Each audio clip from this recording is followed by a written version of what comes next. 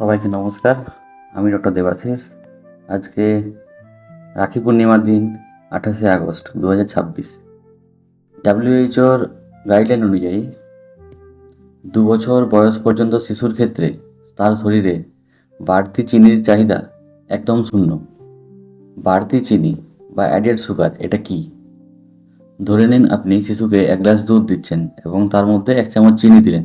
এই যে 1 চামচ চিনি দেওয়া, এটাই হলো অ্যাডেড সুগার বা বাড়তি সুগার, এবং এর কোনো রিকোয়ারমেন্ট শিশুদের থাকে না। তাই আজ থেকে খেয়াল রাখবেন, শিশুকে দেওয়া সমস্ত ধরনের প্যাকেট জাতীয় খাবার, সেখানে দেখবেন যে অ্যাডেড সুগার যেন না থাকে। যদি থাকে তাহলে কিন্তু সেটা একদম দেবেন না।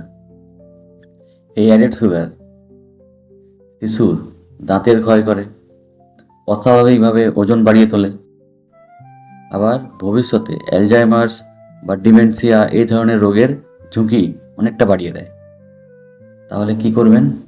যদি মিষ্টি দিতেই হয় তাহলে শিশুকে ভালো করে ধুয়ে তাজা ফল দিন। সচেতন থাকুন, ভালো থাকুন। মনে রাখবেন, স্বাস্থ্যই সম্পদ। এই ধরনের নিয়মিত স্বাস্থ্য বিষয়ক তথ্য পাওয়ার জন্য চ্যানেলটিকে সাবস্ক্রাইব করে রাখুন।